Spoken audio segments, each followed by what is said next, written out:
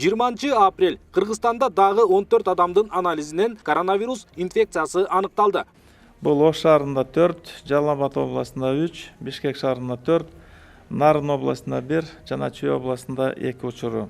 Муну менен өлкөдө илдет жуктургандардын жалпы саны 568 адамга жетти. Алардын 140-ы медицина кызматкерлери. Анын ичинен 39 дарыгерлер болду, 58 деген ушу бизден орто медициналык билими бар кызматкерлерибиз. Жалпысынан младший медперсонал деп бизде жанакындай санитаркаларыбыз бар. Алардын саны 23-кө жетип атат. Мындан тышкары да башка да кызматта тургандар бар. Булар жанакындай IT кызматкерлер жүрүп атат. Ал жерде жанакындай ашканада иштеген бар. Же болбосо ошо чарбачылыкта иш кылган кызматкерлердин саны дагы ооруп калгандардын саны 20-га жетип атат. Дарттан 2 бейтап каза тапты. Алардын бири Чүй облусунан 70 жаштагы аял, экинчиси Ош шаарында жашаган 79 жаштагы эркек. Экөөндө тең коронавирустан тышкары өнөкөт оорулары болгон. Ош шаарындагы каза болуп калган адам болсо, ушу медициналык жайда болчу, дарыланып жаткан, бирок дагы эле ошол өнөкөт оорулары бар болгондуктан ошол бизден дарылоодон жыйынтык чыкпай ошо каза болуп калды. Ушул күнгө чейин жалпы 201 бейтап сакайып үйлөрүнө чыгарылды. Акыркы суткада да айыккандар болду. Бир сутка ичинде жалпысынан 68 бейтап ооруканадан айыгып чыгарылды. Бардыгы тең кайталап алынган анализдердин терс жыйынтыктары менен бүгүнкү күнү үйлөрүнө кайтышты.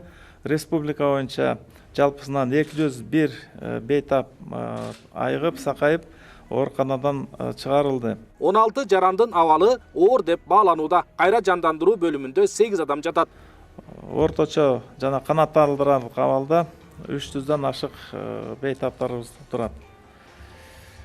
Лабораториялык изилдөөлөр жүрүп атат. Бүгүнкү өткөн сутканын ичинде 809 анализ текшерилип, ошо 14 учуру тастыкталды. Нурболот Үсөнбаевдин айтымында Польшадан келген 8 медик Бишкекте бүгүндөн тартып ишке киришти. Кытайдан келе турган медиктер болсо, лабораториялык иштерге, анализдерди аныктоого катышып, андан сырткары дарыгерлерди аралыктан окутушмакчы. Польша республикасынан келген жанакындай медициналык группа деген бизден республикалык клиникалык жугуштуу оорулар ооруканасына бүгүндөн баштап ошол Ош жерде дарыланып жаткан пациенттерге кошо жардам берип, биздин медициналык кызматкерлер менен чогуу иш алып барышат. 24-нө чейин ошол жерде болушат. Андан кийин Ош шаарына барып, Ош шаарындагы ооруканаларга жана Жалал Абад областындагы ооруканаларга барып, түзмө-түз жанакындай дарылоо процесстерине жардам беришип, ошол жерден кеп кеңешин айтышат. Ошондой эле ал инфекциянын очогунда иштеп жаткан медицина кызматкерлерине кошумча төлөм берүүнү токтотуу чечими кабыл алынганын жар салды. Мед кызматкерлерге кошумча төлөмдөрдү төлөп берүү эмне себептен улам жокко чыгарылды? Бул чечим жокко чыгарылып, азыркы күнү өкмөттүн атайын буйрутмасы даярдалып атат. Бул маселе туура жана чечилет деп ойлойм. Ал эми Бишкектин коменданты өзгөчө абал режимдин талаптарын бузган велосипедчен адамдардын велосипеди белгисиз мөөнөткө алынаарын эскертти. Кимде-ким велосипед менен өзгөчө абалдын талаптарын аткарбай жана санитардык норманы сактабай көчөдө жүрсө, велосипед убактылуу алынат. Карантин дагы канча убакытка чейин созулушу мүмкүн деген суроо жарандарды да түйшөлтүүдө. Тиешелүү органдар коюлуп жаткан чектөөлөрдүн баары эпидемиологиялык абалга жараша болот деп жооп кайтарууда. Алтынбек Бектуров, Калыс Өмүралиев, Регион телеканалы, Бишкек шаары.